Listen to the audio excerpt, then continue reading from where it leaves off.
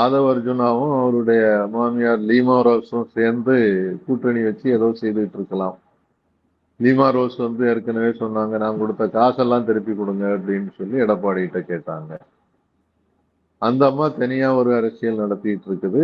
அந்த அம்மாவை தான் அந்த குதிரை பேரங்கள் இதுல எல்லாத்துலயும் நேரடியாக ஈடுபடுறதா சொல்றாங்க.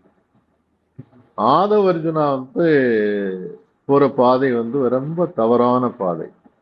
இன்னொரு கட்சியை அழிச்சு அதுல இருக்கிறவங்களெல்லாம் நம்ம பக்கம் கொண்டு வந்தாங்கன்னா அப்புறம் என்ன தூய்மையான அரசியல்? இவங்க என்ன சொன்னாங்க?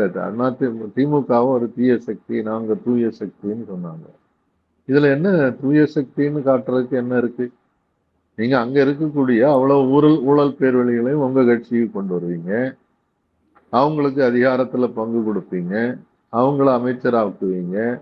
அந்த கட்சி ஒண்ணும் இல்லாமல் ஆக்குறது என்பது உண்மையில வந்து தாவேகாவுக்கு ஒரு அழிவு பாதையை நோக்கி அவங்களுக்கு கொண்டு போகும்.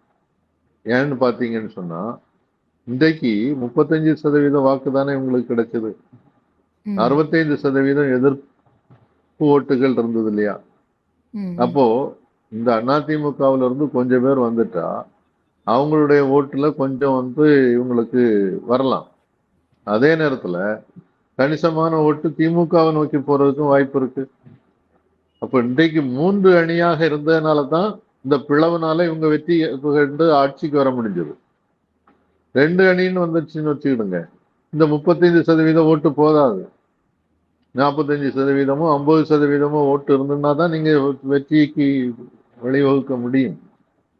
அது ஆதவ அர்ஜுனாவுக்கு ஆதவ அர்ஜுனா எந்த அரசியல் தெளிவும் இருக்கிற ஆளாக நான் பார்க்கல இதுவரை.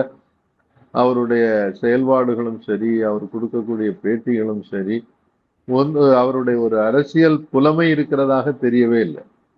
அவர் ஒரு மட்டமான அரசியல் நடத்திட்டு இருக்கிறார்.